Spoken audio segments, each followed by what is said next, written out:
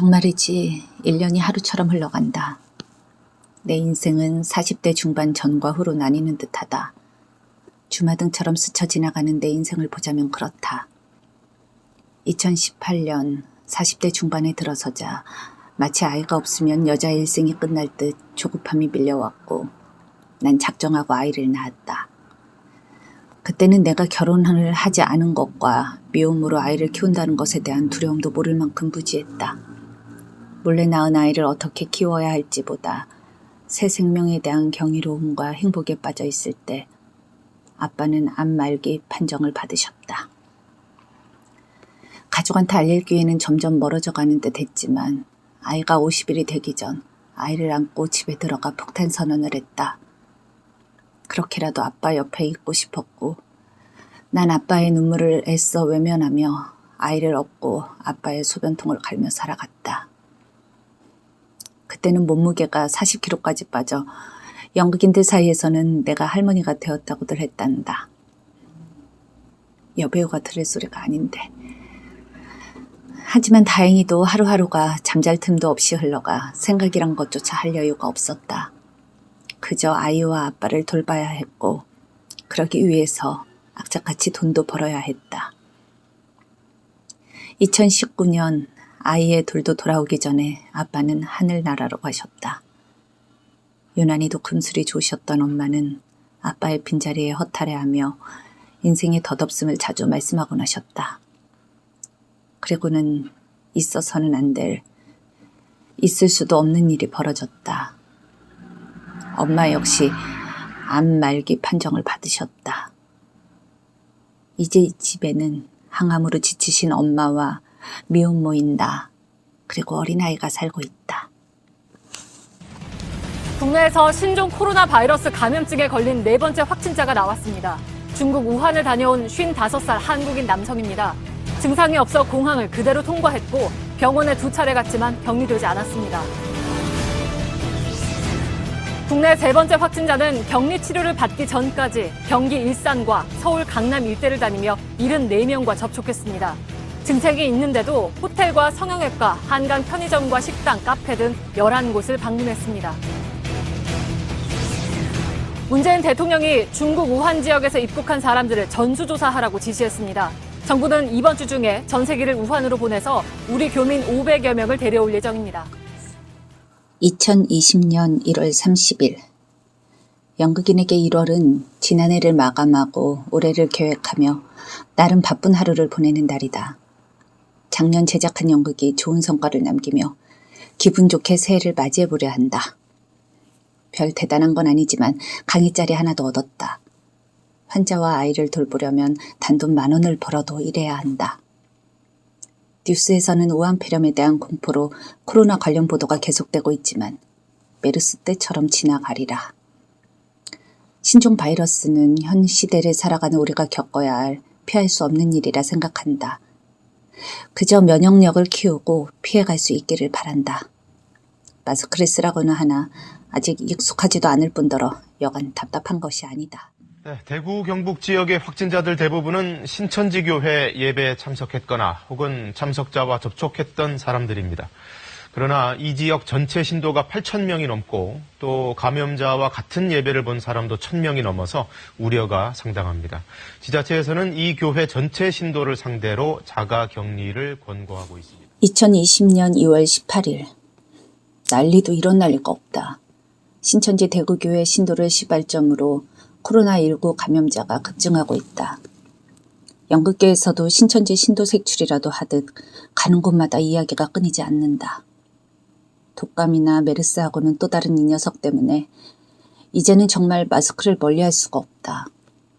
어린이집에서도 아이들에게 마스크 착용하여 등원시키길 당부하고 있다. 하루 종일 답답한 마스크를 쓰고 실내 활동을 해야 한다니 기가 막히다. 곧 잠잠해질 거란 내 예상과는 달리 길고 긴 싸움이 될 거란 공포심이 밀려온다. 이러다 정말 공연에 차질이 있을까 두렵다. 2020년 3월 25일 허망한 하루다. 공연을 2주 앞두고 잠정 연기하란다. 어떻게 이런 일이 있을 수 있는지 2달가량을 연습해서 이제 몸에 익었는데, 정말이지 무대에 서기만 하면 되는데, 기약 없는 연기를 하라니 허탈하다. 다른 단체는 코로나 관련 모든 책임을 진다는 서명을 하고 공연을 강행하기도 한단다. 책임 문제를 떠나 감염 위험이 크다니 관객을 위한 공연이 해를 끼칠까 우겨서 할 수도 없는 일이다.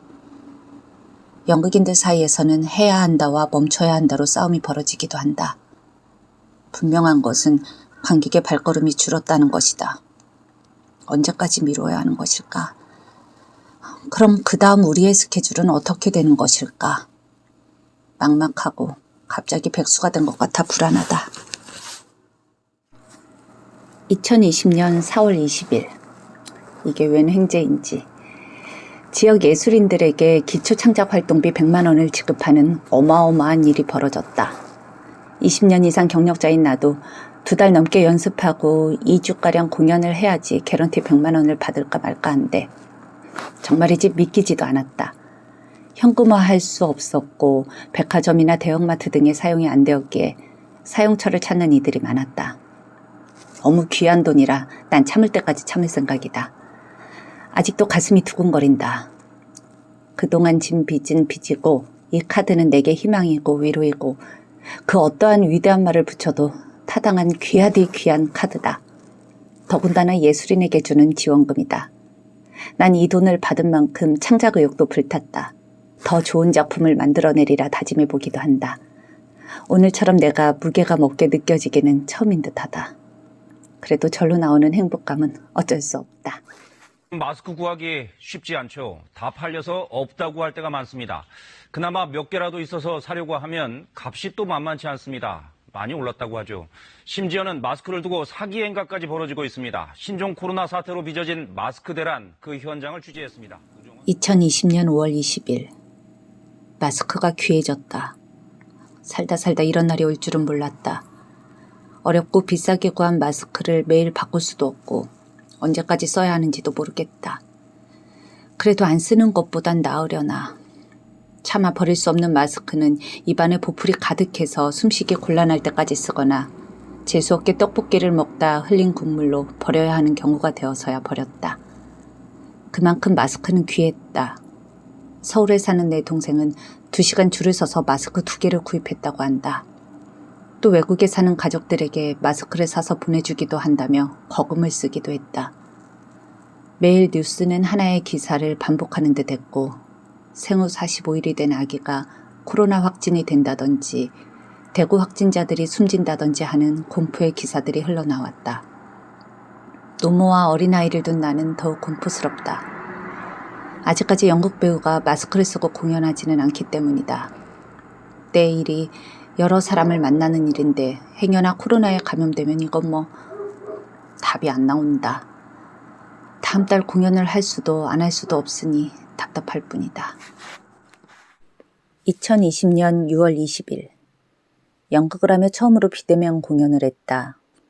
연극을 처음 배우면서 연극의 3대 요소 중 하나가 관객이었고 그 관객은 직접 만나며 함께 현장에서 호흡하는 것이 연극의 특징이자 매력이라 믿었던 난 많은 생각으로 오늘 하루를 보냈다.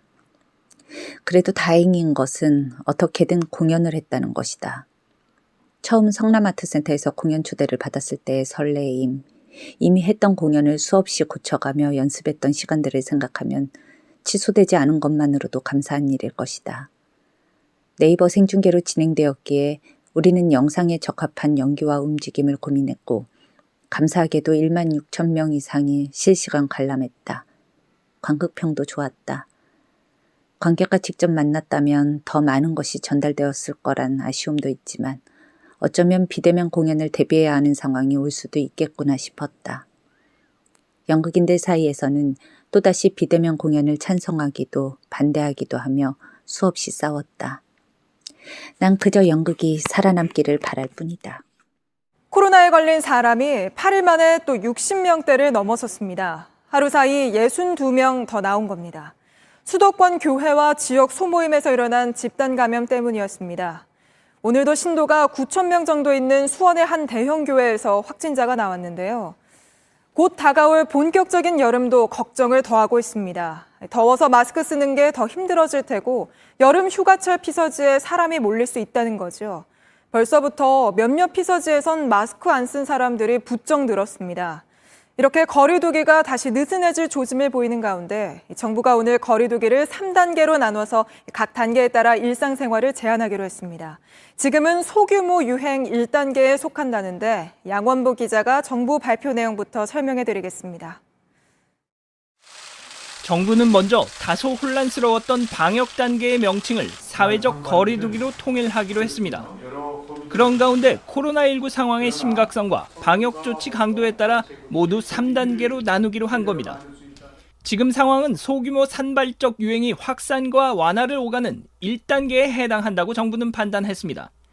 2단계는 지역사회 내 감염 확산, 마지막 3단계는 대규모 유행 상황으로 나눈 겁니다. 2020년 7월 5일. 오늘 3단계 거리두기 지침을 보았다.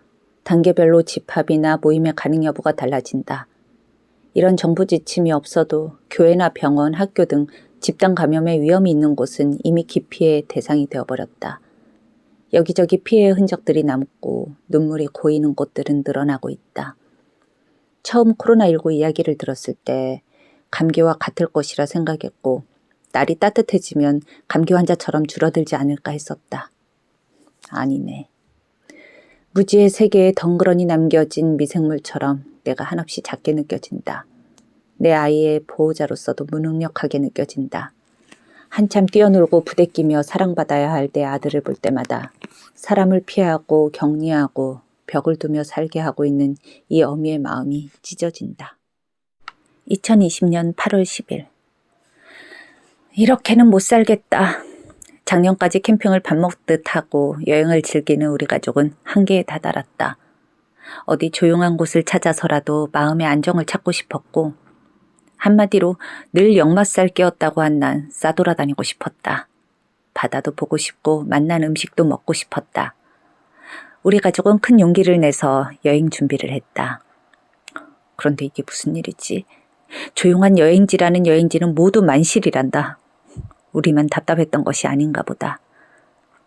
가끔 너무 돈에 쪼들려 억제하고 살면 결국 참았던 소비 욕구가 샘솟듯 미친 듯이 쇼핑을 할 때가 있다. 뭐 될 대로 되라지, 어떻게 되겠지 하면서 지르는 것이다.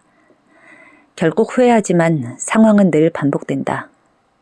이럴 바엔 그냥 좀 쓰고 살걸. 그 돈이 그 돈인데. 하지만 지르지 않았다면 난 미쳤을 거야 라고 날 위로한다. 그렇게 위로하기 위해 난 지금 바다가 보이는 한 펜션에 있다. 도착할 당시만 해도 행복에 겨워 방방 뛰며 너무 좋다란 말을 10번도 더 한 것 같다. 아, 너무 좋다. 너무 좋아. 그런데 어쩌면 내일쯤 지루해질진 모르겠다. 바닷가를 활개칠 수는 없으니까. 그저 내 집이 아닌 다른 집에서 도심이 아닌 자연 속에 있을 뿐이다. 가는 곳마다 원래는 했는데 코로나 때문이란 이야기들을 한다. 엄마가 가장 좋아하시는 사우나를 못 가는 것도 같은 이유다. 어디로 숨든 코로나와 함께하고 있다. 수도권 지역에서 시행 중이던 강화된 사회적 거리두기 2단계 방역 조치가 9월 13일까지 연장 시행되었습니다. 국민들께서는 코로나19 예방을 위한 방역 조치 준수를 해주실 것을 요청을 드립니다. 수도권 지역에서는 일반 음식점 등을 이용하실 경우 밤 9시부터 다음날 새벽 5시까지 현장 이용이 금지되므로 포장과 배달을 활용해 주시길 바랍니다. 프랜차이즈형 커피, 음료 전문점뿐만이 아니라 추가로 프랜차이즈형 제과 제빵점, 아이스크림점의 경우에도 영업시간과 관계없이 매장 내에서의 취식이 금지되므로 포장과 배달을 활용해 주실 것을 요청을 드립니다. 2020년 9월 8일. 여기저기 곡소리가 난다. 자영업자들의 잇따른 휴업과 휴가는 이제 남 이야기가 아니다. 이제 공연이 취소되거나 연기되는 것도 익숙해졌다. 원래가 대단한 극단도 아니지만 안정적인 수입 없이 하루살이처럼 살아가는 나로선 이게 보통 일이 아닌 것이다. 어렵게 구한 강사 자리도 잦은 휴강으로 무늬만 강사다. 나보다 더 힘든 사람들이 많아 죽는 소리는 못하겠지만 그 직전까지는 온 듯하다. 오늘 텔레비전에서 흰머리와 낡은 구두의 질병관리청장을 보았을 때도 비슷한 생각이 들었다. 다들 힘들겠구나. 얼마나 치열하게 살아가고 있는 것일까? 전쟁을 겪은 어르신들도 살다 이런 난리는 없었다고들 하신다. 젊은 친구들은 SF에서나 보았던 장면들이 현실이 되는 것 같다고도 한다. 한마디로 난 난리통에 살고 있다. 참, 아끼고 아낀 예술창작지원금 카드를 사용했다.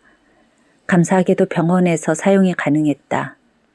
엄마의 병원비를 이 카드로 쓰게 되어 일도 아깝지 않았다. 2020년 10월 31일. 어렵게 공연 한 편을 끝냈다. 언젠가부턴가 난 내 생일날 늘 공연을 한다. 아마도 이때가 연극 분야에서는 성수기인가 보다. 가을이란 계절이 한켠으로 쓸쓸하기도 해서 무언가 위로를 받고 싶어 하는 것 같기도 하고 연극 한 편 보며 여유를 부리고 싶다는 생각이 들기도 하는 것 같다. 코로나로 관객들의 발길은 싸늘하게 끊겼지만 거리두기를 생각하면 아주 없는 것도 아니다. 그래도 우리 단체는 11월 국립극단 다시 연극이 있습니다 프로젝트에 선정되어 부푼 희망을 갖고 있다. 극장의 힘인지 역시 서울인지 제법 매진이 되고 있다. 사실 소극장에서 거리두기 시행하면 몇 좌석 안 되긴 하지만 그래도 감사할 뿐이다. 어찌 보면 관객도 목숨 걸고 보는 공연이기도 하기 때문이다. 밀폐된 공간에서 1시간 이상을 여러 명이 함께 한다는 것도 쉬운 일은 아니다. 그래서 더욱 감사하다. 그 감사한 마음을 무대에 한껏 담아 관객과 함께하고 싶다. 각박하게 돌아갈 수밖에 없는 현실이지만 관객들의 반응을 보면 우리가 얼마나 따뜻한 사회를 갈망하는지 느낀다. 작년부터 극단의 효자 상품이 된 이 18 어른이라는 작품은 보육원 출신이자 극단원 출신인 친구가 보육원에서의 경험담을 연극으로 만들고 싶다는 강한 의지에서 나왔다. 그 원작을 난 보육원 퇴소 후의 삶의 이야기로 각색했고 많은 이들의 사랑을 받았다. 보잘것없는 작품이지만 관객들은 이 작품을 날카로운 잣대로 보지 않았다. 오직 함께 나누고 위로하고픈 마음으로 뭉치게 했다. 아, 착한 마음으로 착한 연극을 만드니 그 마음이 전해지는구나 싶었고 그럴싸한 예술작품을 내기 위해 노력했던 난 어쩌면 창작의 시작점을 다시 잡아야겠다는 생각도 했다. 어쩌면 이 어려운 시기에 예술가가 해야 할 일이 분명히 있겠구나 싶었고 코로나로 지친 이들에게 내 시선은 더욱 멈추게 되는 요즘 같다. 2020년 12월 25일 크리스마스가 다가왔다. 그 어느 때보다 쓸쓸하고 조용한 거리이기에 올해는 특히 3살 된 우리 아들을 위해 요란하게도 집반을 꾸몄다. 어린 시절에는 크리스마스가 되면 거리마다 캐롤송이 나오고 구세군의 종소리도 들렸건만 오늘이 정말 크리스마스인지 의심케 하는 날이다. 그래도 아이가 있다는 것이 얼마나 다행인지.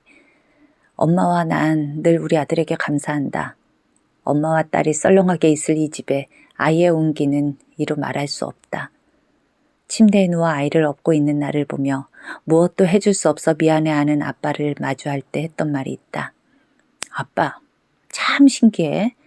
내가 40대 중반이고 적어도 우리 아들이 20살 때까지 뒷받침하려면 난 60 넘을 때까지 그 짐을 짊어져야 하잖아?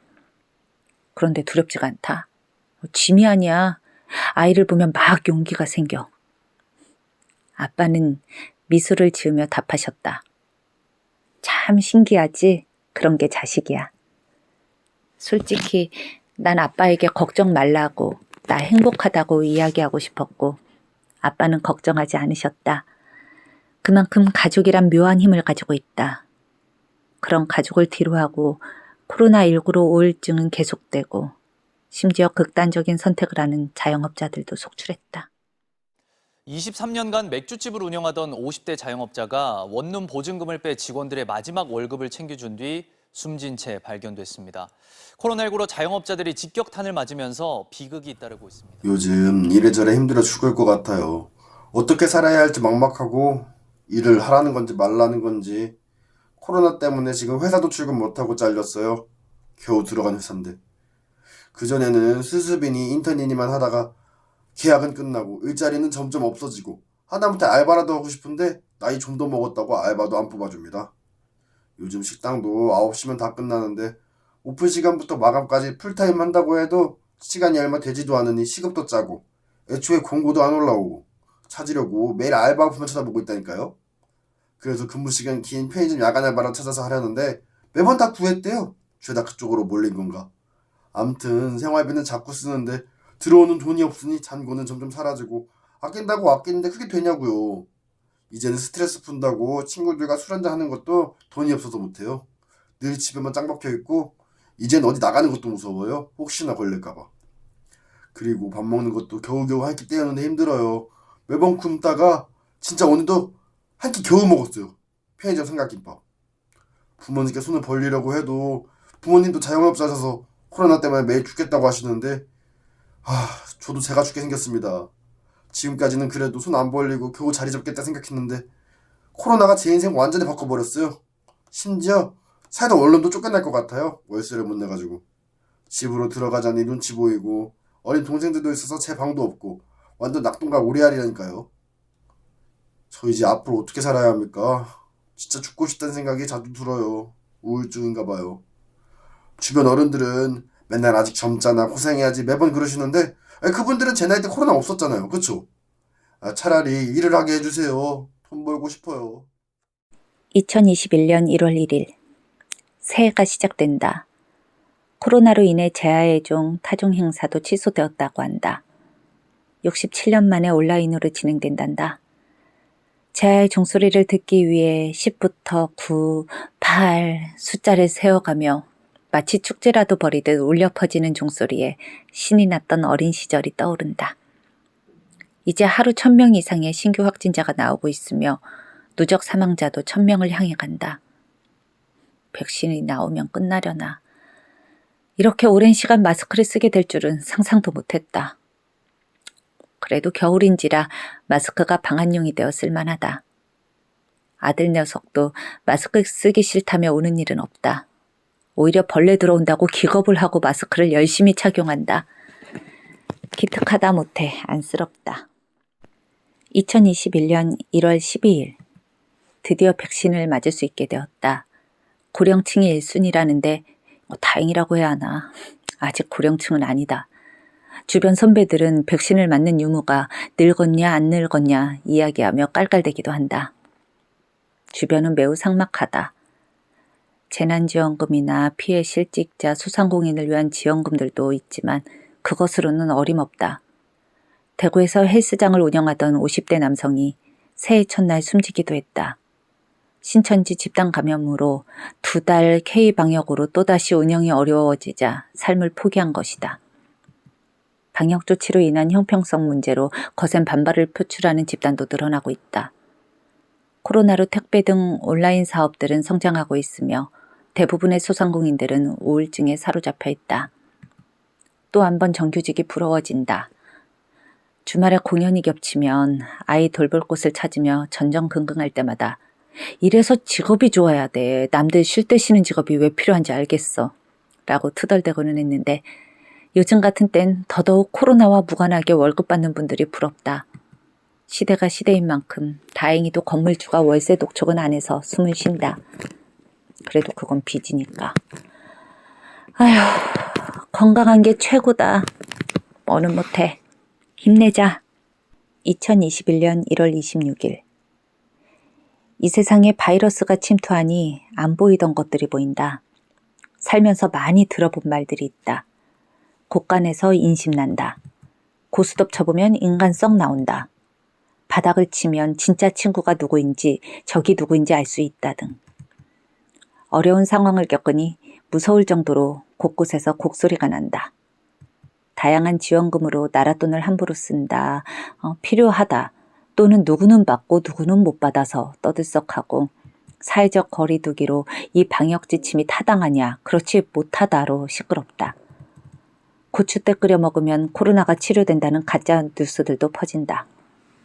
마스크 써야 한다는 버스기사나 음식점 주인에게 폭행이 이어지는가 하면 집에 머무는 시간이 늘어나면서 층간소음 민원도 늘고 있다. 나 역시 층간소음으로 아래층과 매우 안 좋았다. 안 당해보면 모른다지만 정말 조심 또 조심하는데도 배울리며 한바탕 하고 나면 눈물이 핑 돈다. 실내에 머무는 시간은 많아지고 스트레스는 쌓여간다. 아이는 오죽할까.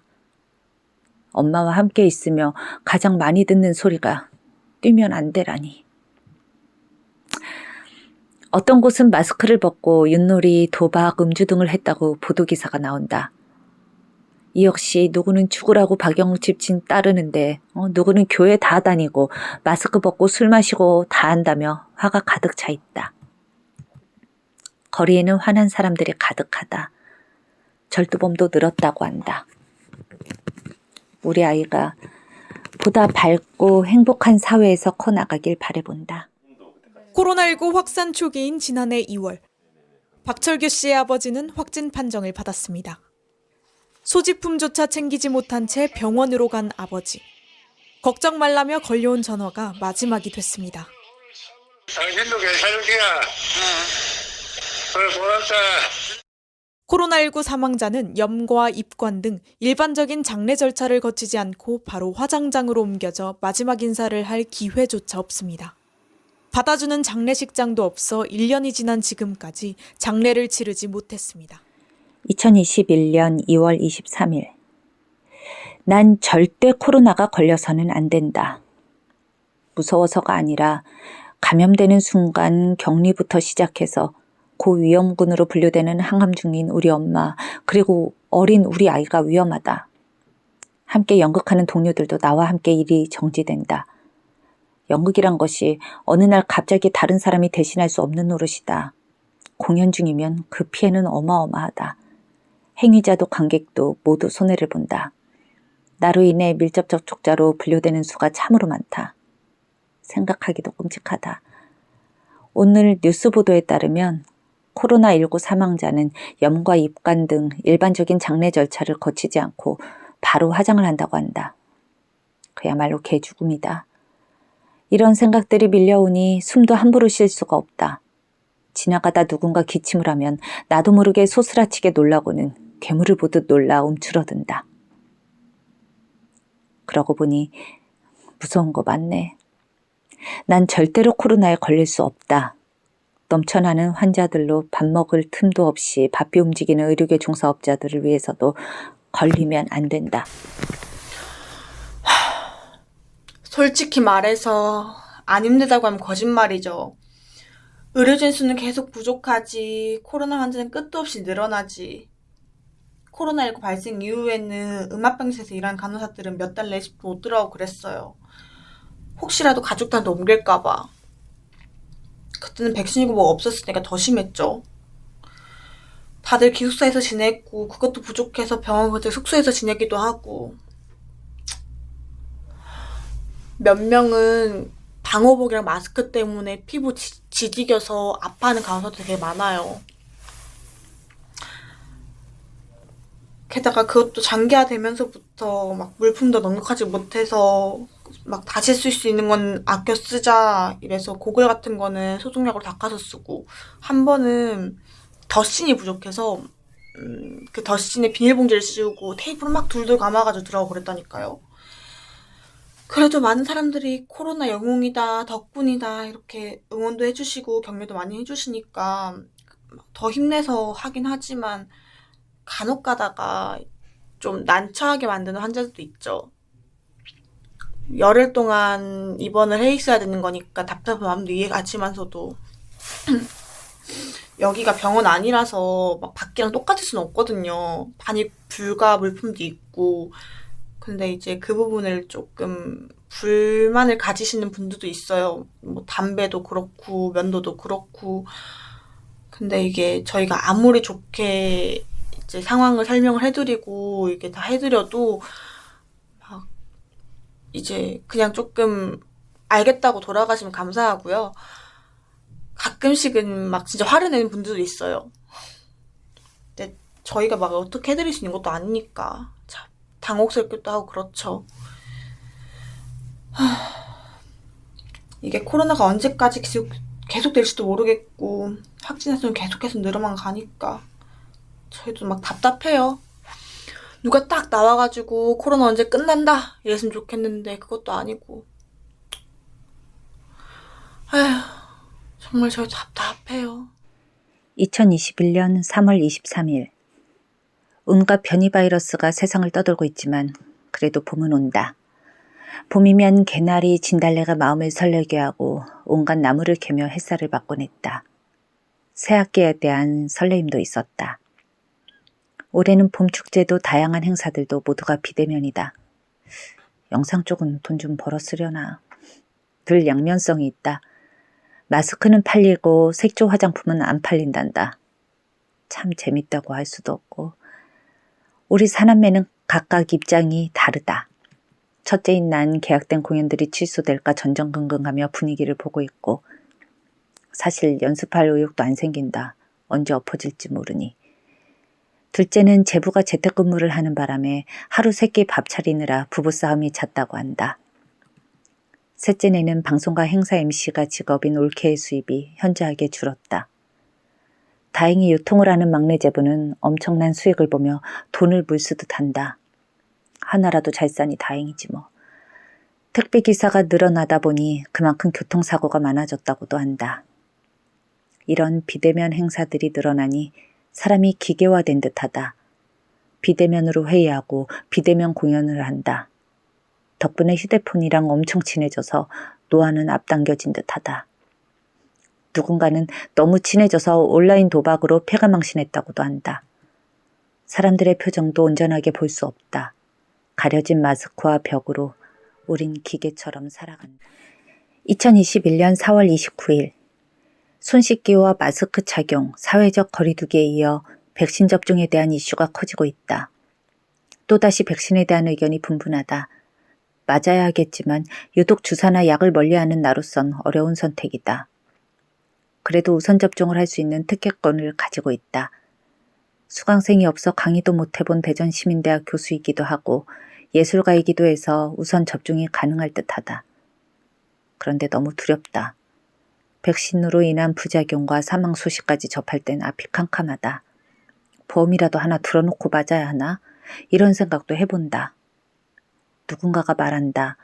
약자를 위해서라도 맞아야 한다고. 백신을 맞으면 전염력이 약해진다는 것이다.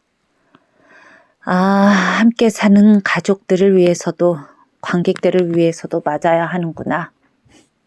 목숨을 담보로 백신을 맞는 기분이다. 맞아야 하나 보다. 2021년 5월 8일. 어버이날이다. 어린이날은 미리 준비해놓은 장난감 선물로 그럭저럭 넘어갔다. 오늘은 아침부터 아빠 산소에 들려 잠시 울컥하고 하필 항암 날짜와 겹친 엄마와는 다음을 기약한다. 그래도 사남매가 있어 우리는 서로 교대하며 엄마의 병간호를 하고 있다. 2년 전까지만 해도 아빠의 병간호를 할 때 자유롭게 교대가 되었지만 이제는 PCR 검사를 받고 신청한 1명만 보호자 역할을 할 수 있어 시간이 안 될 때는 3명까지 검사를 받고 교대하기도 했다. 가뜩이나 간병도 힘든데 마음껏 간호하는 것도 힘들어졌다.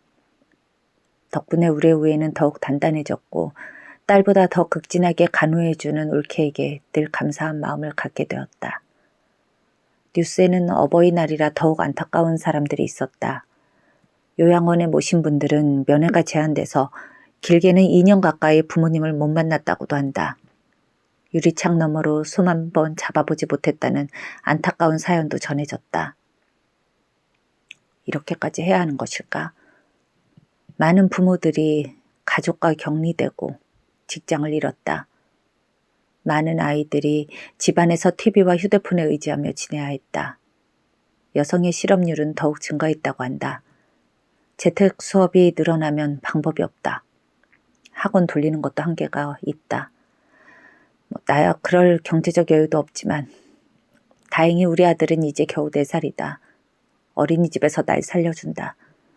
어린이집도 일주일이 멀다 하고 PCR 검사를 받는 학부모나 교사들이 나오고 있지만 다행히 지금까지는 모두 음성 판정을 받았다.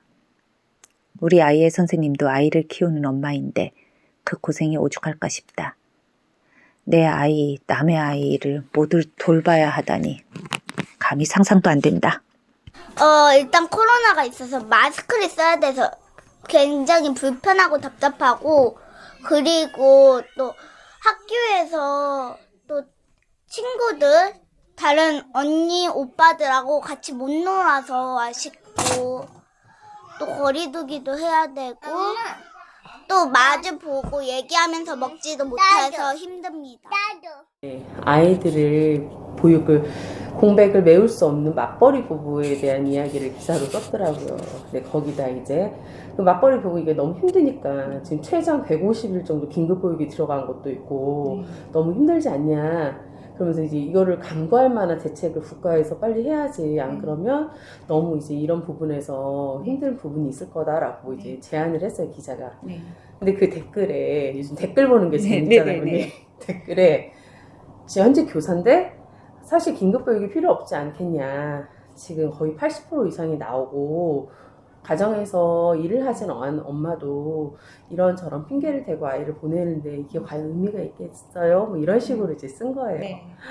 거기 댓글에 파가 나뉘어서 특히 엄마들 이런 말을 쓴 넌 교사로서 자질이 없다, 뭐 하다 이런 부분에 대해서 정말 코로나가 제일 무서운 거는 사람과 사람과의 관계에서 배려하고 이해해주는 입장까지도 완전히 다 코로나 확진자가 늘면 늘수록 그런 배려의 마음조차도 비례해서 없어지는 것 같아서 되게 속상하더라고요. 그게.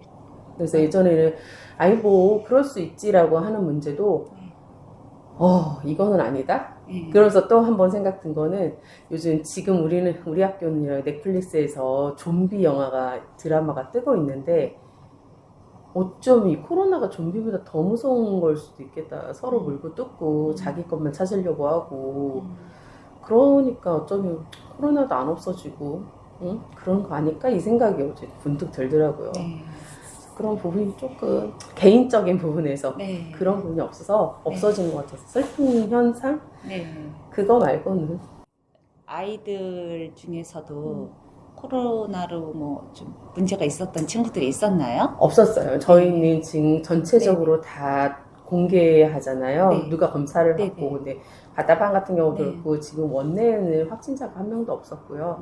그리고 지금 다 관리를 잘 해주셔가지고 미리 자가격리 해주시고 뭐 이런 부분 때문에 아직은 없었고 뭐 자가격리 한 번 들어간 친구 저 역시도 자가격리 들어갔어요. 그거 말고는 별다른 건 없었어요.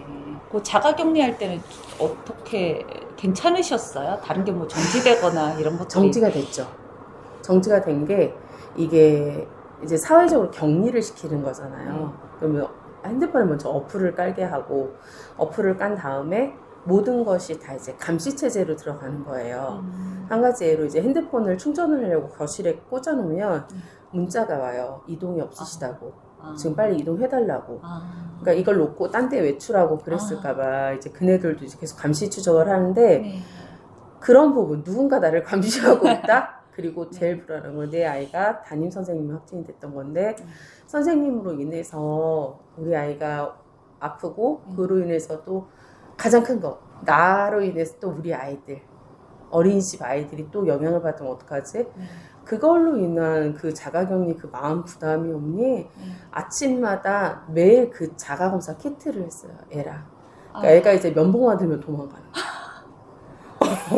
그게 너무 힘들어요. 그 마음적인 그게 힘들어서 나중에는 면역 저하 증세가 신경성 그 스트레스 때문에 거의 마지막 날은 면역 저하 그 증세가 나타나가지고 결국 이제 끝나고 바로 병원 가서 약 먹고. 그게 자가격리 할 게 아닌 것 같아요. 진짜 마음적으로. 학부모님들 중에서도 혹시 코로나 때문에 좀 힘들어하시거나 아이 맡기면서? 그렇죠. 지민이 어머니 이번 자가격리 들어가셨는데 그거 이전에 지금 사실 뭐 지민이뿐만 아니라 모든 지금 바다바 학부모님 맞벌이 부부 아닌 분은 한 분 말고는 다 맞벌이 부부세요. 다 힘들죠. 그런데 이제 각 부분들에서 아이들 그런 부분 돌봄하고 공백 생겼을 때 가족 도움 요청하고 그런 부분 가장 힘들었죠. 저희도. 근데 다행히 상황이 이렇게 나빠지고 그러면 당연히 어머니 연차 쓰시고 빼주시고 네. 그 외에는 뭐 근데 좀 그건 힘들어했던 것 같아요. 네, 나름 좀 극복 방법이 좀 있었나요? 코로나로 코로나? 힘들 때? 네.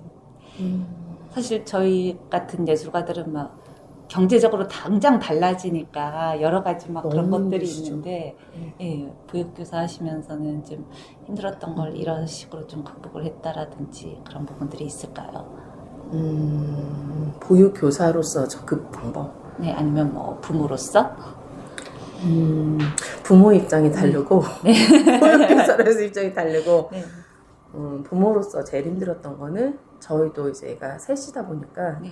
어린이집과 유치원을 가잖아요. 네. 근데 그 책임감이 되게 컸어요. 나도 아이들이 어린아이들을 데리고 있는 교사니까 되도록이면 접촉을 최소화하는 방법이 최대 방법이었거든요. 네. 그래서 아이들 어린이집과 유치원을 안 보냈어요. 네.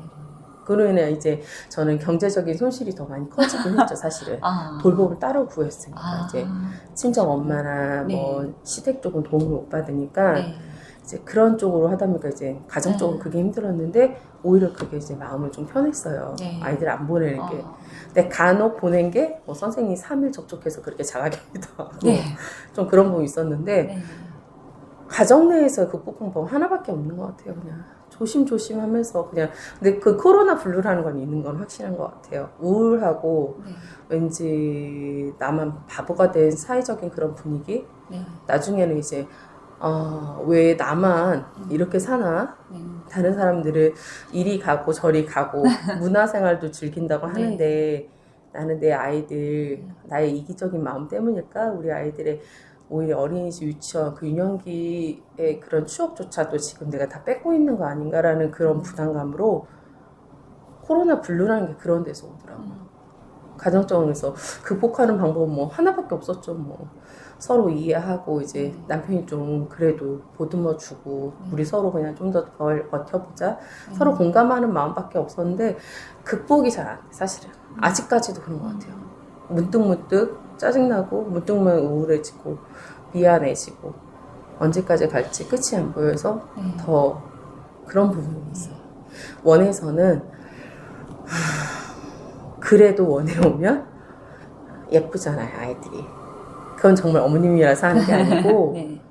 예쁜 건 맞아요. 그 가정은 살림이라 또 그 부분이 다른데 여기 오면 그래도 나를 바라봐주는 아이들이 있고 이 아이들을 안전하게 보호해주고 잘 생활할 수 있게 도와준다는 책임감도 있고 그런 아이들이 또 선생님을 믿고 따라주고 그러니까 아이들의 그런 격려, 미소 그래도 선생님을 바라봐주는 그런 눈빛에서 그나마 원에서는 그래도 잘 버틴 것 같아요. 그 스트레스 자체가 원은 이제 문득문득 이제 코로나 소식 들려와서 확진자 늘고 그러면 오히려 이제 애들이 위로를 하는 거예요, 이제 어머니. 저희가 참 약하다고 느껴지는 게 내면이 참 강한 우리 아이들이 오히려 더 선생님 괜찮아. 그 코로나 주사 때문에 고민하고 할 때 맞아. 괜찮아. 한 번만 아프면 돼. 나도 한 번 울었어, 선생님. 근데 엄마들이 계속 얘기를 하신 거예요. 근데 그거 맞아야 선생님 코로나 안 걸린대. 엄마도 맞았어? 뭐 이런 식으로. 그리고 이제 맞고 왔다고 이제 막 얘기해주면 아팠어? 내가 호해줄게, 선생님. 이제 그런 부분. 근데 그런 한마디 한마디. 서로 이제 이 어려운 길을 같이 걸어가는 게 아이라서 소화되는 게 아니라 같이 함께 걸어가면서 이 하루하루 정말 버티고 있다 이 생각은 들어요. 아이들이 처음에 마스크 쓸 때 어땠어요? 처음에는 작년이었잖아요. 작년에는 거부한 아이들이 많았어요. 처음에 거부했다가 이제 아이들한테 그런 교육이 이루어지잖아요. 코로나가 뭔지도 얘기하고 이 코로나를 막기 위해서는 우리가 코와 입을 막아서 감염원을 차단하는 수밖에 없다는 걸 이제 아이들이 차츰차츰 알고 또 매체, 가정 너무 얘기를 하니까 아이들도 이제 당연히 써야 된다는 걸로 바뀌게 됐어. 처음에 정말 울었어요. 안 한다고 울고 몰래 집어 던지고 그렇게 울었던 아이들이 이제는 마스크 벗으면 선생님 마스크 할 정도로 동화도 안 벗어요. 점심 먹을 때도 이렇게 내려놔요. 그래서 네. 동아야 더러워져. 그러면 아닌 거예요. 이거 하고 또 올려요. 네네네. 근데 그게 너무 슬프죠. 특히 마스크 같은 경우는 그 사람의 감정, 모든 걸 다 차단시키잖아요.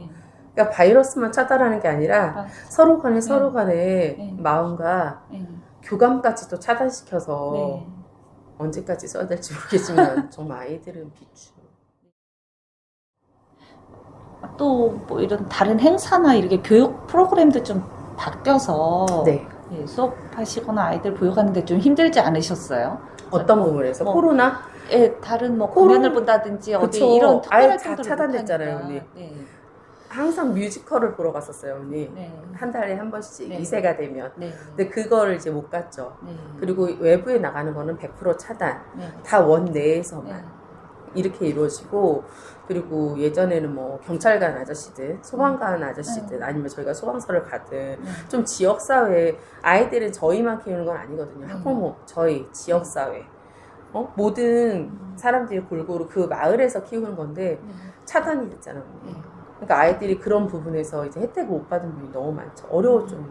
아이들한테 이런 부분 지금 한창 사회성 막 키워나갈 시기에 경험을 못하는 거예요. 지역사회 경험을. 그렇다고 가정에서도 도와줄 수 있는 부분은 아니거든요. 그거는.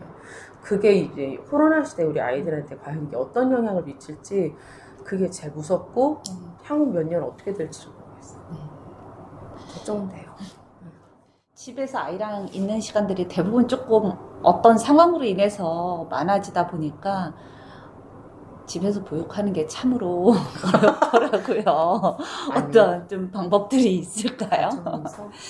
가정에서 언니? 그건 직콕놀이라고 해서 막 여러 가지 매체 나왔잖아요, 언니. 근데 저희가 아파트 생활을 하잖아요. 밑에 어차피 지역 주민과 함께 살아야 되니까 피해를 줄 수 없으니까 결국은 미디어 매체예요. 어머니. 근데 이제 그걸 안 해주려고 어머님들이 직콕놀이 세트해서 놀잇감도 사서 같이 하고 하는데 한계가 있는 것 같아요, 어머니. 생각하니까 장난감 비용도 너무 많았던 것 같아요. 그쵸, 장난감. 못 돌아다니니까. 맞아요. 장난감도 많이 샀고 그런 놀잇감도 많이 샀는데 결국에 그거 많이 활용 못하고 그러니까 너무 짧게 집에서 이루어질 수 있는 거는 너무 한계가 있어서 제가 이제 아이들하고 한 거는 생활을 같이 하자 모토였어요. 생활을. 엄마가 요리를 하면 같이 참여를 시키는 거예요. 흔히 알고 있는 방법이지만 사실은 엄마는 요리할 때 빨리 해서 먹이고 치우는 게 엄마들 목표잖아요. 근데 이제 그렇게 하다 보니까 나는 하루 종일 가정사에 매달려 있어야 되고 애들은 매일 어지르니까 그러다 보면 애들하고 놀이할 시간도 없고 대화할 시간도 없어서 요리할 때 같이 하고 청소할 때 같이 하고 TV 볼 때 같이 누워서 같이 보고 TV 보면서 똑같은 이야기도 나누고 그게 이제 생활을 같이 하자 모토로 바뀌었어. 뭔가 특별한 놀이를 준비해 주는 거는 엄마도 체력적으로 한계가 있고 아이도 사실은 사이만 나빠지더라고요. 싸우게 돼요. 나는 이 방향, 얘 이 방향. 아, 그거 아니고. 이렇게 되잖아, 어머니. 맞아요. 그래서 그냥 같이 음식 만들고, 그거는 이제 발도르프 이제 유치원이나 그런 데서는 간식도 아이들하고 교실에서 같이 만들고, 같이 생활하고, 엄마가 놀잇감 같이 만들어주고, 그렇게 생활을 해요. 그러니까 그런 방법으로 아이들하고 생활하는 그 하나하나를 이때 같이 하는 것도 사실 평소에는 그런 거 생각 못 했잖아요. 근데 이제 이번 코로나 때문에 오히려 가정에 머무는 시간 많다 보니까 함께 하는 방법을 이제 하나하나 터득하고 이제 하는 거죠. 그거는 그렇게 하고 있었어요. 혹시 주변 다른 보육교사 선생님분들이나 주변에서 이 코로나로 겪은 어떤 에피소드나 그런 것들이 있었을까요? 선생님들이야 뭐 별다른 그거는 왜냐면 뭐든지 차단과 격리 그리고 어린이집 함부로 못 들어오잖아요. 그러니까 별다른 그건 없었는데 에피소드라기보다 이제 우리 아이들이 코로나로 인해 얼마나 그게 처음에는 몇 달 조심하면 될 거라고 생각을 했어요. 사실은. 근데 이게 너무 지금 오래되면서 코로나가 우리 삶 속에 하나로 들어와 있거든요. 그래서 몇 주 전에 동화도 그렇고 바다반지면도 공룡을 참 좋아해요. 그래서 공룡 이제 항상 놀이를 할 수 있게 공룡과 배경도 가끔 바꿔주고 계속 이제 공룡은 항상 상주하고 있는데 어느 날 막 놀이를 하고 있어. 언니. 무슨 놀이 했더니 선생님 저 공룡 코로나 걸렸어. 에? 근데 이제 놀이 중심이다 보니까 그래? 네. 어떤 공룡? 스테고사우루스 코로나 걸렸어. 어떻게 해요? 그러는 거예요. 그래서 지빈이가 간호사도 하고 있었어요, 동아도. 그래서 근데 마스크가 없어, 선생님. 공룡 마스크를 써줘야 될 것 같아. 코로나 걸려서. 그랬더니 색종이로 만들어서 테이프로 입을 담아가지고 그러면서 근데 선생님 얘 말고 다른 애도 올맞을 텐데 어떡하지? 그래서 그 색종이 껍질을 언니 벗겨가지고 공룡한테 다 씌우는 눈에 이제 코로나 시대에 우리 아이들인데 놀이면에서 예전에는 어디 아프세요? 감기 걸렸어요. 주사 맞히고 뭐 옛날에는 아이들이 주사 맞히고 알약 이렇게 사탕 같은 거 잘했어요. 그 놀이였다면 지금은 놀이가 너무 살벌하고 무서워졌다는 거예요. 마스크 씌워요. 격리해요. 그러면서 마스크 이렇게 다 비닐 씌워놓은 애들 이쪽에 모아놓고 나머지 애들 저쪽으로 모아놓고 이게 우리 삶이 됐구나. 동아도 언젠가 한번 꾀부린다고 감기처럼 저한테 엄마 나 코로나 걸린 것 같아 이러더라고요.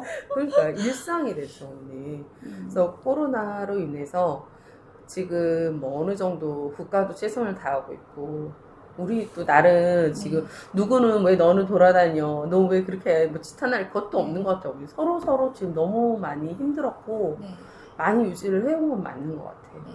이런 상황에서 지금 우리한테 필요한 거는 너 다니지만 너 뭐 잘못한 거 아니야? 보다는 가장 처음 발병했던 거고 아무도 이 바이러스에 대해서 몰랐고 사태가 벌어지고 그걸 또 다급하게 이제 대처하기 바빴던 거였고 이게 최소한이라는 생각은 들거든요. 그래서 지금은 정말 지치고 힘든 그 마음을 서로 보듬어주는 게 가장 좋은 것 같아요. 그게 제가 개인적으로 정말 아이들도 우리 아이들은 제일 미안한 거는 지금 우리 아이들한테 필요한 거는 세상이 정말 아름답다. 그러면서 이제 다양한 체험도 하고 사랑도 받으면서 내가 태어나길 참 잘했어. 이런 곳에서 난 더 열심히 살아서 이런 어른이 될 거야. 난 이런 사람이 되고 싶은데 미래가 없어질까 봐. 그게 가장 정말 너무 속상하고 어른으로서 우리가 뭔가를 잘못했던 걸까? 그런 마음이 들어요. 사실 이런 극복하는 방법이나 힘내라는 메시지나 우리가 이제 무엇을 해야 될까에 대한 그런 질문을 드리고 싶었는데 얼추 얘기를 해주신 것 같은데 제가 이 지원서 쓰면서 사실은 내가 이제 엄마도 좀 아프시고 또 아이랑 막 이렇게 있으니까 좀 힘들다라는 생각을 많이 하면서 좀 버겁게 하루하루를 살았는데 코로나 때문에 더 힘든 사람들을 너무 많이 보게 되는 거예요. 자영업자들이나 주변에 정말 막 썰렁한 가게들이나 막 한 달 한 달 월세 못 내서 자살하는 분들 막 이런 분들 보니까 오히려 더 나는 아무것도 아니네. 그래도 난 살만하네. 저 사람들을 내가 어떻게 도와줄 수 있을까? 뭘 어떻게 해야 될까? 이런 고민들도 저는 또 되려 하게 되기도 하더라고요. 훌륭하신 일 하신 것 같아요. 이런 거에 대해서 아무도 물론 생각은 하겠지만 어떻게 위로를 하지? 어떻게 내가 공감을 해줘야 되지? 모르겠어요. 저 사실은 그냥 너무 나지막히 마음속에는 우리가 바이러스를 이길 수 있는 방법은 다른 거 다 떠나서 서로 배려해주는 하나, 공감해주는 거 하나 있다면 굳이 2m 뛰지 않아도 저 사람 혹시 나 때문에 그럴 수 있을까 하고 더 떨어질 수 있을 것 같고 그런 부분 하나하나에서 좀 그런 마음이 지금 없으니까. 근데 그거를 알려주고 공감해주고 싶은데 사실 아무나 붙들고 저기 제가 힘드시지요? 제가 공감해드릴게요. 그런데 사실은 누구나 지금 힘들죠? 힘내세요 라고 하는 그 말을 듣고 싶을지도 모르거든요. 하지만 못한단 말이에요. 근데 어머님이 이번 기회로 각자의 그런 마음을 좀 담아서 그거를 정말 다큐멘터식으로 그런 걸 만든다면 근데 어머님 좀 아이러니해요. 그러니까 돌아다니지 말라고 하는데 이렇게 팔이 날리는 가게 또 이상하게 식당들도 코로나 때문에 잘 되는 데는 잘 되더라고요. 배달만 잘 되는 배달만 오네. 그러니까 어쩌다 한번 외식을 하니까 이왕이면 맛있고 좋은 걸 먹게 되는 거예요. 일주일에 5번 할 때는 여기도 가고 저기도 가는데 어쩌다 한 번 가니까 놀러 가도 좀 비싸고 좋은 리조트에서 좀 제대로 그쵸. 소비를 해서 좀 좋고 이렇게 좀 평소에 원래 잘 되던 식당들은 오히려 사람들이 늘상 이런데 애매한 곳들은 막 너무 힘들어져 있기도 한데 그렇다고 식당 다니고 막 이런 거는 자꾸 자제하라고 하는데 이게 또 그래서 뭐가 맞는지 예, 모르겠죠. 이게 도와주는 것 같기도 하고 막 그래서 가족끼리도 그런 토론도 사실 굉장히 많이 하게 되고 근데 동안에는 가장 제 어머니 제일 부러운 게 가족 간의 그 릴레이션십이 되게 좋으신 것 같아요. 그러니까 동화도 참 밝아요. 그리고 너무 재밌어. 생각 자체가 재밌어요. 오늘도 그 지에 대한 그 이야기 다음 전에 이제 올해는 호랑이 띠고 뭐 올해 떡국 얼마나 먹었고 막 이런 얘기 했어요. 그러다가 우리는 개띠야 막 이런 얘기 했는데 갑자기 동화가 아니야 나는 거미띠야. 거미에 대해서 한참 이제 놀았으니까 그래서 거미띠? 그래서 계속 고집을 부리더라고요. 근데 동화가 나름 자기만의 생각과 그런 자유롭게 표현하고 할 수 있다는 거는 정말 충분히 사랑을 받았고 가족에 대한 믿음이 있는 아이고 그게 있어. 근데 그거는 정말 지금 시국에 가장 필요한 게 그거거든요. 그리고 저도 이제 뭔가 위로를 받고 싶으면 아이들이 사실 아이들이 참 하잘데 없고 넌 힘도 약하고 뭘 할 수 없는 존재라고 생각할 것 같은데 교육계에 정말 유치원부터 시작해서 지금 20년이 넘게 이제 교사로 있는데 어쩌면 저희보다 더 현명하고 더 대단한 힘을 가진 게 우리 아이들이에요.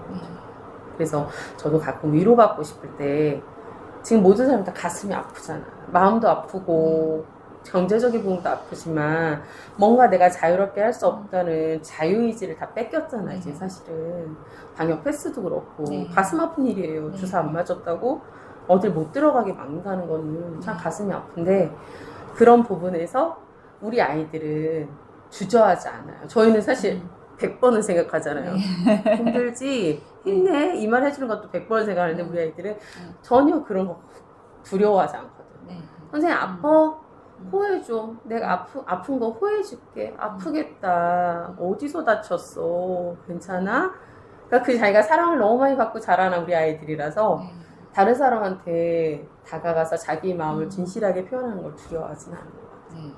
그러니까 우리 서로 간에 이제는 코로나 시대 이제 거의 이제 마지막이었으면 하는 바람이 늘 있지만 이제 우리가 받아들여야 되고 우리 생활로 이제 그 아이를 데리고 와야 된다면 이제 우리들이 이제 더 많은 서로 꺼려하고 메타버스도 있는데 가상현실에서 교감을 하는 그거는 저는 정말 걱정이 될 것 같아요. 코로나로 인해서 너무 앞당겨져서 사람과 사람 눈빛을 보고 표정을 보고 그리고 교감이란 것 자체가 그냥 나눠지는 건 아니잖아, 언니. 그런 노력과 시간이 있어야 되는데 그게 정말 코로나 때문에 또 이런 사회가 더 앞당겨진 건 아닐까. 하여튼 걱정은 되는 거예요. 정말 어제 동화 그 스크래치 나서 병원 갔는데 간호사 선생님이 이제 접수하는데 기침을 좀 하시더라고요. 근데 정말 나도 모르게 원래는 감기 걸리셔서 괜찮아요 뭐 이렇게 가야 되는데 아니 간호사가 저렇게 기침을 하는데 여기 있어도 되나 저분이 막 이러고 막 정말 이렇게 그러니까 서로 꺼려지는 옛날에는 그런 거 없었잖아요. 무슨 병을 생각하기 전에 그 사람을 자체를 봤지. 저 사람 제가 진짜 버스에서 웃겼던 게 버스 말고 어디지? 어디 백화점 어디 앞에 이렇게 지나가는데 정말 어떤 버스 정류장에 어떤 한 아저씨인가가 기침을 좀 했거든요. 정말 그 옆에 있던 사람들이 쫙 빠져. 그 정도로 이제 어떡해요. 근데 이제는 조심하는 걸 떠나서 이제 우리가 더 단결되고 좀 이제 내가 아닌 우리로 이제 살아가려면 코로나보다는 이웃을 좀 더 챙기고 가족도 좀 더 챙기고 그래야 될 것 같아요. 2021년 9월 25일 미루던 백신을 맞았다. 아니 왜 이렇게 아픈 거야? 이게 내 팔인가 싶다. 술 마신 다음 날처럼 무기력하기도 하다. 그래도 뭔 대단한 자격증이라도 받은 듯 백신 완료 증명서를 받으니 뿌듯하기도 하다. 엄마는 항암 중이시기도 하고 체력이 바닥이어서 위험하다는 판단으로 백신을 맞지 않기로 결정했다. 이제 주변도 하나둘씩 백신 완료를 했느냐 안 했느냐 하며 자랑거리가 되기도 한다. 그래도 간절한 것은 마스크는 확 벗어버리고 마음껏 숨을 들이마시고 싶다. 옆 사람이 병균을 옮기는 자가 아니라 함께 살아가는 이웃이란 느낌도 받고 싶다. 2021년 10월 15일. 코로나로 피해를 보는 극단들이 많아졌다. 행사도 취소되거나 잠정 연기되었다. 공연 중에 발생한 코로나 확진자로 공연을 멈추는 사태도 벌어졌다. 확진자는 죄인 아닌 죄인 취급을 받는다. 원망스럽기도 하겠지만 확진자의 보호도 필요한 듯하다. 언젠가 청소년 연극제 참가자 중 확진자가 나왔다. 한 학기 동안 열심히 준비한 연극을 공연 하루 전에 취소해야만 하는 안타까운 사정이 전해졌다. 아픈 것도 서러울 텐데 친구들을 어떻게 보려나. 진심으로 걱정이 되었다. 슬프지만 또다시 집콕해야지 다짐해 본다. 12월 28일. 최근 극단 막내 단원이 군대에 입대했다. 그 친구가 극단 살림을 도맡아 해줬기에 여간 아쉽고 빈자리가 큰 것이 아니다. 그래도 다행인 것이 요즘은 근무 시간 외에 휴대폰을 할 수 있단다. 얼마나 큰 위로가 되는지. 연일 뉴스에서는 코로나19 감염을 막기 위해 군대에서 비상식적 대응을 한다는 이야기가 있어 걱정이 크다. 방역을 이유로 인권을 침해한다는 것이다. 육군 훈련소에서 화장실을 하루에 3번만 갈 수 있고 사용 시간을 2분으로 제한했다는데. 아이고, 큰 아들이라고 부를 만큼 내게 애틋한 우리 막내를 보낼 때에도 가슴이 미어졌건만 생리현상까지 제한을 받는다니 걱정이 크다. 별 탈 없이 잘 지내는지, 코로나로 휴가만 기다리는 우리에게 날벼락이 떨어지지는 않을지 아주 걱정을 사서 하는 하루구나. 제가 훈련소에 있었을 때 이야기입니다. 입대 전에 공연장에 방문했었는데 훈련소에 그렇게 이야기했더니 격리소대에 배치되어 다른 훈련병들과는 격리된 채로 지냈습니다. 처음이라 모든 것이 낯설고 두려웠는데 벽과 커튼에 막혀 옆 사람과 대화 한마디 못하고 밥도 방호복 입은 조교들이 주는 도시락을 먹었고 심지어는 샤워, 화장실까지도 2차 PCR 검사가 나오기 전까지 혼자 이용해야 했습니다. 계속 건물 안에만 갇혀 햇볕과 바람을 느낄 수도 없었습니다.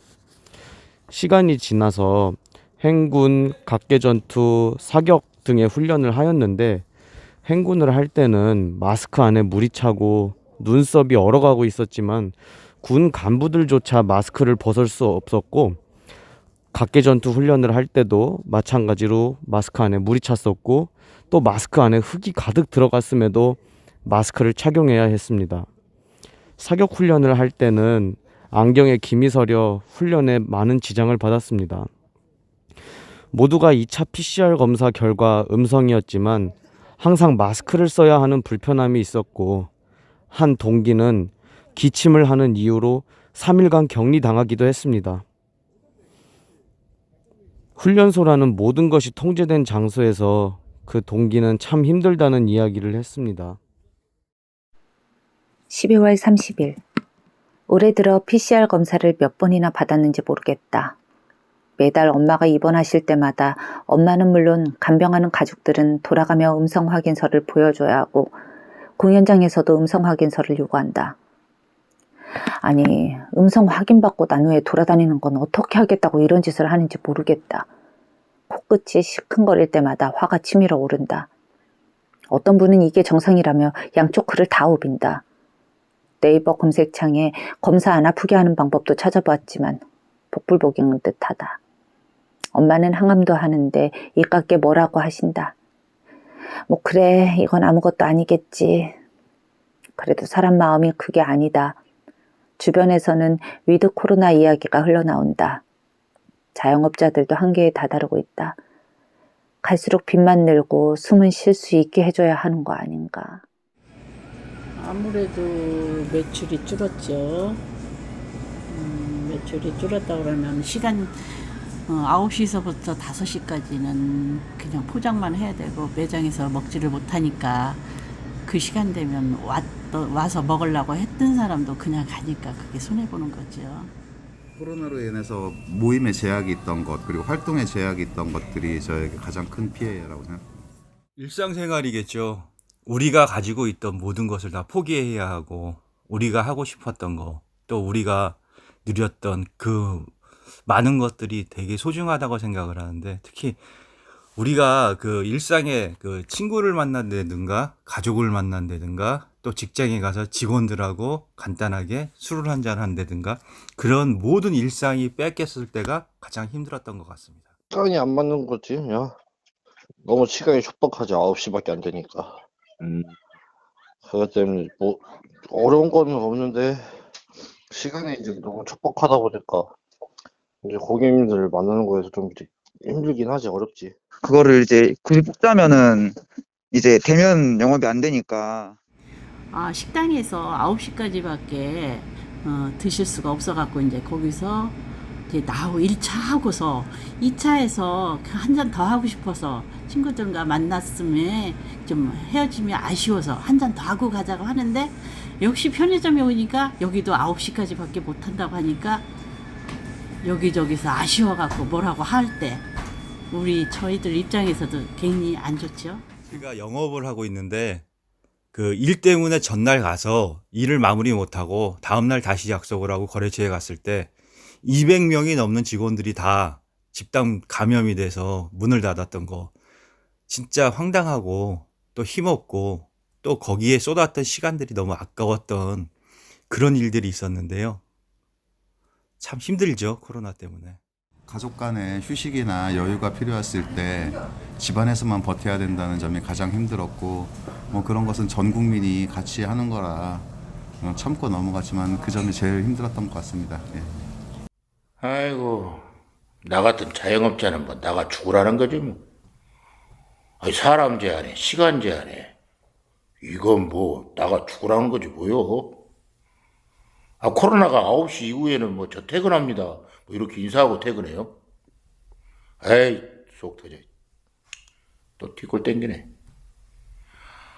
죽어라 아등바등 겨우 그냥 대출에 인건비다 뭐 임대료다 돌려막으면서 1년을 버텼는데 이제는 뭐 또 방역패스 연장이다 뭐다 아주 사람 또 골로 보내고 에이 참.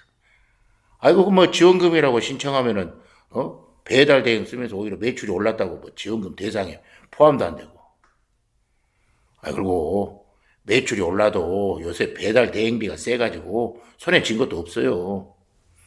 거기다 광고, 대행비다, 월세다, 전기세, 뭐 재료비 다 올라가지고 빚만 계속 늘어가니까 뭐 속만 상하고 뭐 빚밖에 남는 것도 없고. 그리고 뭐 코로나로 피해 입은 소상공인들 대출 만기도 다 다가오는데 한숨만 나오죠. 이럴 거면 그냥 차라리 작년 여름에 미련 없이 그냥 문 닫았어야 되는데 뭐 위드 코로나 시행인가 뭔가 그것 때문에 또 살짝 희망을 가진 게 그게 완전히 화근이었죠, 화근. 폐업에도 타이밍이 중요한데 그걸 놓친 거죠. 그걸 뭐 영업 제한해도 그냥 어떻게 버텼는데 그게 바보였지 뭐. 당장 다음 달 만기 대출금 마련할 방법도 없어요. 빚은 하루하루 늘고 신용에는 문제가 많고 그리고 뭐 더 이상 각종 대출 뭐 지원도 갈수록 더 어렵고. 그러니까 제발 돈 벌 시간을 줘야 또 갚을 거 아닙니까? 그냥. 저 이제 2년 동안 말 그대로 빚으로 버텼는데 제발 정부가 우리 같은 자영업자들 살려줘야 됩니다. 우리가 희망이 있어야 또 뭐 사회가 버틸 거 아닙니까? 최근 2년은 내게 많은 아픔과 불안과 깨우침과 반성을 하게 된 그야말로 혼돈의 시기였다. 20년 이상 무대에 서며 처음으로 연극을 녹화하거나 생중계하여 비대면 공연이란 것을 해야 했고 행여 취소될까 눈치를 보기도 했다. 심지어 공연 취소 문의를 할 때 애교 섞인 목소리로 제발 저희 좀 살려주세요. 8명 식구가 힘들어져요. 란 말까지 나왔다.